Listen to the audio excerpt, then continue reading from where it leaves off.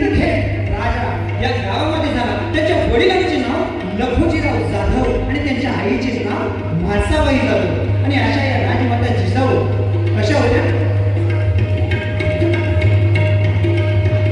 भवानी रूप देवीचा तशी जिजामाऊली, तशी जिजामाऊली. प्रति भवानी रूप देवीचा तशी जिजामाऊली, तशी जिजामाऊली. रयतेच्या रक्षणासाठी तीच सदा धावली.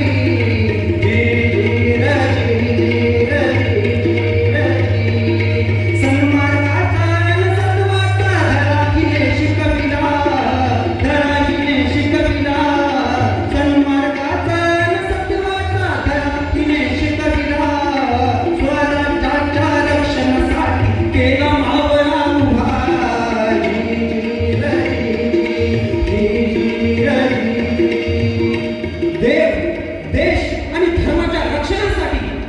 राष्ट्राच्या उत्थानासाठी नव्हे नव्हे तर बहुत जणांच्या उत्थानासाठी परकीय आक्रमण हद्दपार करण्यासाठी महाराज शहाजी राजांच्या स्वप्नातील स्वकीयांचा हिंदवी स्वराज्य निर्माण करण्यासाठी राजमाता जिजाऊ मातेंनी दिगपुत्र असा तेजस्वी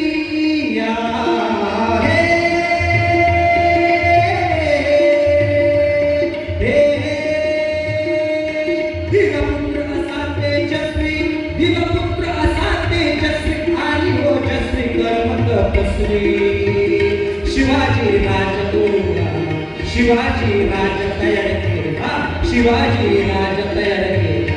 मावळे वीर आणि सरदार, मावळे वीर आणि सरदार. उठवण्या अन्यायाचा बाजार जी, उठवण्या अन्यायाचा बाजार जी, उठवण्या अन्यायाचा बाजार जी.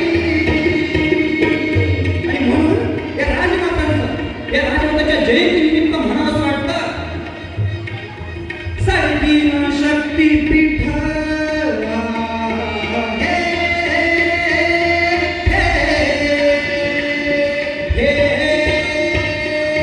साडेतीन शक्तीपीठ नांदती गीत याच चरणात. ही ज्ञानेश्वरी ही ज्ञानेश्वरी मराठ्याची हीच भगवद्गीता, मराठ्याची हीच भगवद्गीता. स्वराज्य जननीची माता होती, स्वराज्य जननीची माता होती, स्वराज्य जननीची माता होती. आम्ही महाराष्ट्र शाहीर, आम्ही महाराष्ट्र शाहीर. मावळे जग शाहीर साकार करा. शिवप्रभूंचे आम्ही होणार, शिवप्रभूंचे आम्ही होणार. शाही महेश करी करवा, शाही महेश करी करवा. बाणाचा मुसलमानाचा जिजाऊ चरणासी, मुसलमानाचा जिजाऊ चरणासी. अशा राजमाता जिजाऊंचा पोवाडा या ठिकाणी आपल्याकडे सादर केला. माझे 10वीचे शिक्षक दिनकर जाधव सर आणि मॅडम जाधव मॅडम यांच्या म्हणजे आपल्या मागे कोणाचा तरी आशीर्वाद असायला हवा, थाप असायला हवी आणि त्याच वेळी आपण जीवनामध्ये काहीतरी करू शकतो. परंतु आम्हाला कुठेतरी याचा विसर पडलेला आहे. आणि म्हणूनच अशा कार्यक्रमाच्या माध्यमातून आम्ही आमचा इतिहास आमच्या मुलांना शिकवायला हवा. जोपर्यंत आम्ही आमच्या मुलांना आमचा इतिहास सांगत नाहीये, त्यांचं कर्तृत्व त्यांचा पराक्रम सांगत नाहीये, तोपर्यंत आम्ही नेहमीच बोलत असतात शिवाजी जन्माला यावा, परंतु तो शेजारच्या घरात शिवाजी राजे छत्रपती शिवाजी महाराजांचं राज्य यावं, स्वराज्य पुन्हा यावं असं आम्हाला प्रत्येकाला वाटतं. परंतु शिवाजी महाराज जन्माला यावं तर माझ्या घरात नाहीये. कोण लढाया करणार? जीव सोबत घेऊन आज घरातून बाहेर पडले, मोहिमेवर गेले, आज पुन्हा घरी येतील का नाहीये? पुन्हा आम्ही असा विचार करतो की शिवाजी महाराज जन्माला आले पाहिजे, स्वराज्याची स्थापना पुन्हा झाली पाहिजे, छत्रपती शिवरायांचं राज्य ते स्वराज्य पुन्हा आलं पाहिजे असं आम्हाला वाटतं. पुन्हा आमची मनाची तयारी असते का? ती झुंजायची. आता आपल्याला तलवारी घेऊन बाहेर पडायचंय का? नाहीये. तर काल परिस्थितीनुसार आम्ही काय करायला पाहिजे? छत्रपती शिवाजी महाराजांची किंवा स्वराज्य जननी राजमाता जिजाऊ मातेनी त्यांच्या मनामध्ये इतर काही विचार नव्हता का स्वराज्याची स्थापना त्यांना करावीशी वाटली? का अशा पुत्राला जन्म द्यावा वाटला की तो पुत्र पोटामध्ये असतानाच तो जन्माला आल्यानंतर त्याचं ध्येय काय असावं त्या मातेने आधीच ठरवलं होतं. आणि म्हणूनच छत्रपती शिवाजी महाराज सरकार हे नररत्न या महाराष्ट्राला लाभलं. आणि त्यामुळे आम्ही आमच्या मुलांवरती तसे संस्कार करायला पाहिजे. स्वराज्याची स्थापना नक्की झाली तरी कशी? आपल्याला प्रश्न पडतो. स्वराज्य यावं, पण या स्वराज्याची स्थापना नक्की झाली तरी कशी? तर शहाजीराजांच्या सांगण्यावरून राजमाता जिजाऊ त्या पुण्यामध्ये राहायला आल्या. उद्ध्वस्त झालेलं पुणे, भकास झालेलं पुणे, रायारावांना गाढवाचा नांगर फिरवला होता या पुण्यावरती. आणि त्याच उद्ध्वस्त झालेल्या जमिनीमध्ये एक पहारवली होती. त्या पहारेला फुटकी वाहन, तुकडी वाहन आणि फुटकी कवडे अडकवले. त्यांनी सांगितलं होतं या ठिकाणी जो राहील त्याचा निर्वंश होईल, तिथं राहणं म्हणजे अशुभ. आणि त्या भीतीनं ती रयत सह्याद्रीच्या त्या दऱ्याखोऱ्यामध्ये जीव मुठीत घेऊन कशी कशी राहत होती. आणि अशा या उद्ध्वस्त बघास्त झालेल्या पुण्यात आले मासाहेब. राज्य करावं, जहागिरी चालवावी, पण कुणावर? दगडाधोरणावर. इथं माणसं होतीच कुठं? माणसं दूर दऱ्याखोऱ्यात परगंगा झालेली. आणि त्या परगंगा झालेल्या माणसांना मासाहेबांनी हाक दिली, या परत या. आणि त्या परगंगा झालेल्या माणसांनी विचारलं कुणाच्या भरोशावर? त्यावर मासाहेबांनी उत्तर दिलं तुमच्या शिवरायांच्या भरोशावर.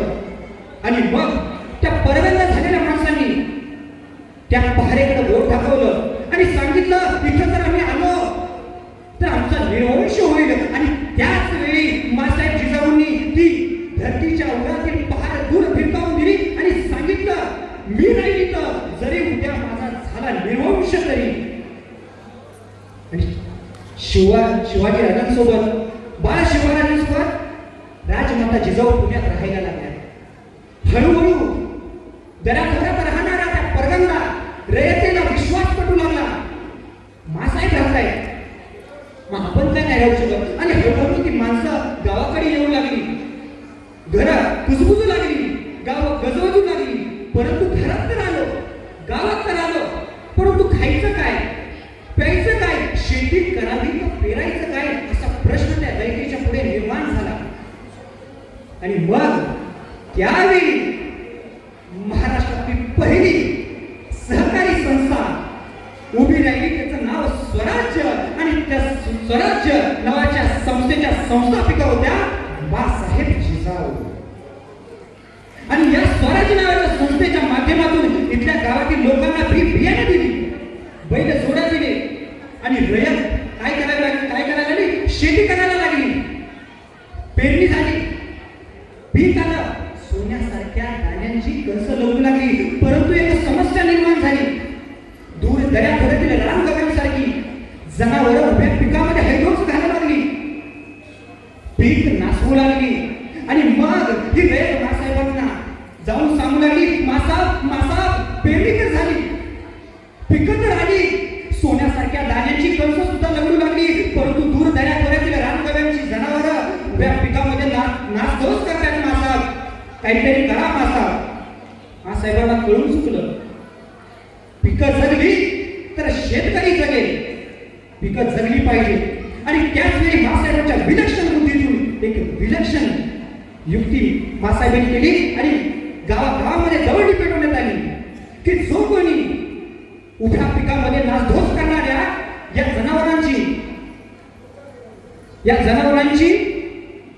जनावरांना काबूत आणून त्याची शेपटी कापून राजदरबारात दाखवून आणायला लागली तर तुम्हाला सोन्याचं कड दिलं जाईल.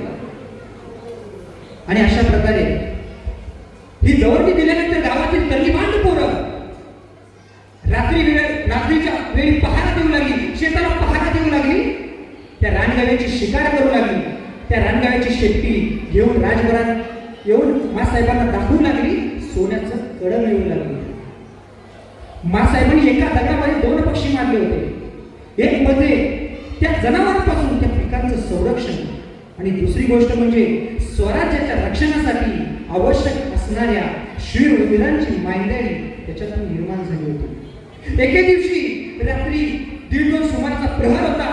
4-5 तरीबांड पोरं एकाच्या खांद्यावर त्या रानगव्याचं घोडं घेऊन ते लाल महालाच्या दिशेने आले आणि त्या मुलांचा आवाज ऐकून तो पहारेकडे तिकडे धावला आणि काय तसं एक तनाबाण पोरगं म्हटलं मासाहेबांना भेटायचे.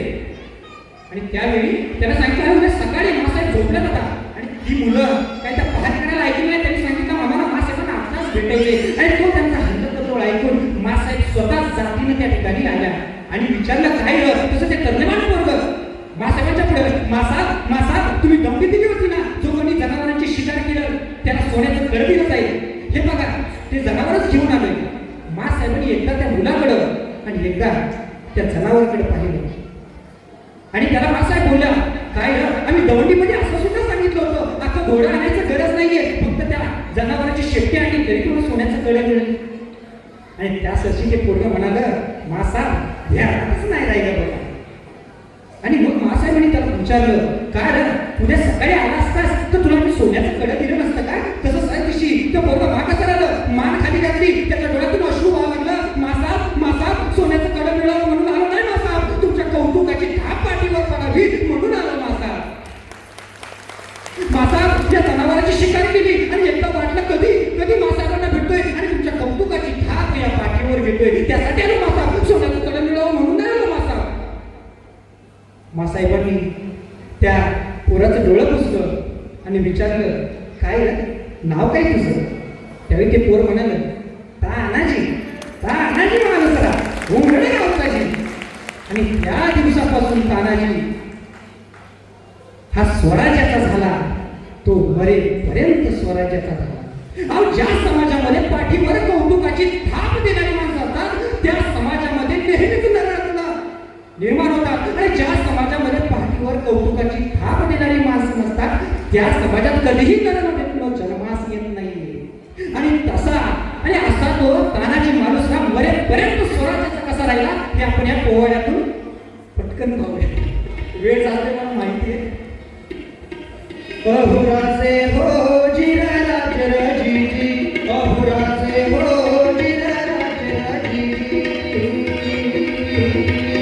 स्वराज्याचे पांडू तोरण संधी पाहून कोंडाणा किल्ला घ्यावा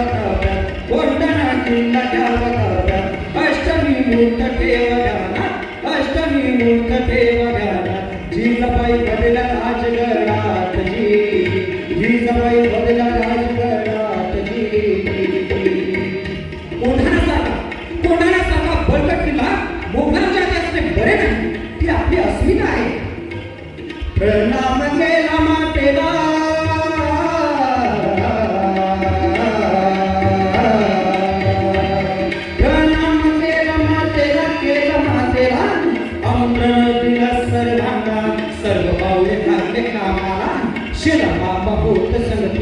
आणि त्यावेळी रायबाच्या लग्नाचं निमंत्रण घेऊन एक दूत महाराजांकडे आला आणि मग परतीचा निरोप पाठविला तानाजीला भूमी लागली नगर्याला आम्ही जातो बघा लढाईला.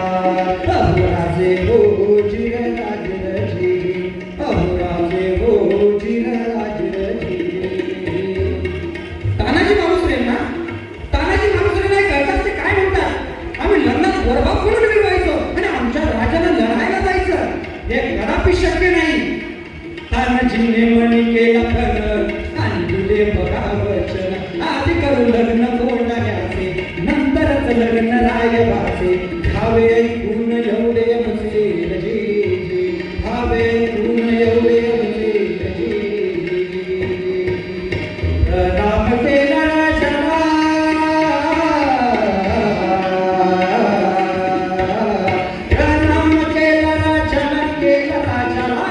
तानाजी वीर चालला कमरेला बांधला शिवाय त्याच मारली मला घोड्याला मारली घोड्याला जिरहाजी मारली घोड्याला घोड्याचे उंच शिखर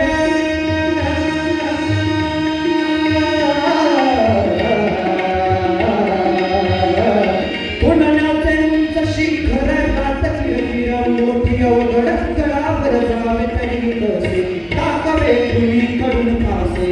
आणि त्यावेळी तानाजीने आपल्या पेटाळातून एक घोरपड काढली.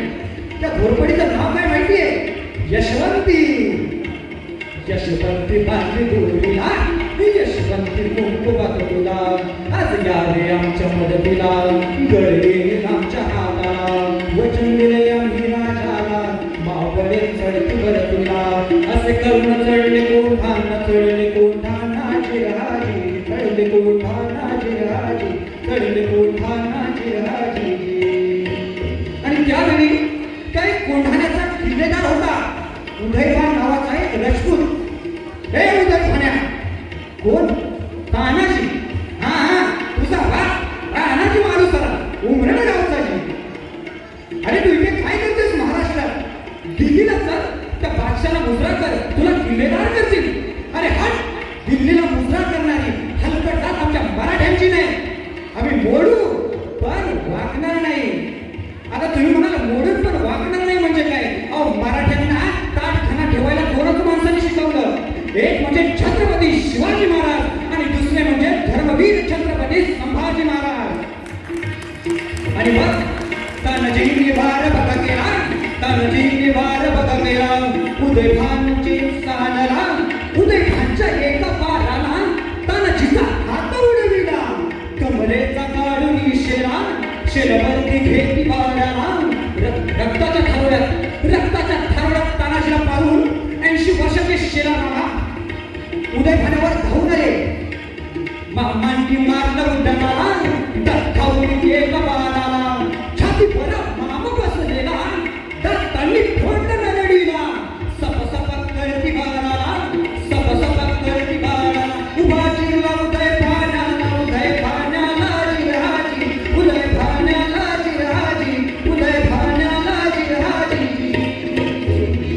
प्रौढ प्रताप पुरंदर क्षत्रिय कुलावतंस सिंहासनाधीश्वर महाराजाधिराज श्रीमंत योगी छत्रपती शिवाजी महाराज की, छत्रपती शिवाजी महाराज की, धर्मवीर छत्रपती संभाजी महाराज की, राजमाता राष्ट्रमाता जिजाऊ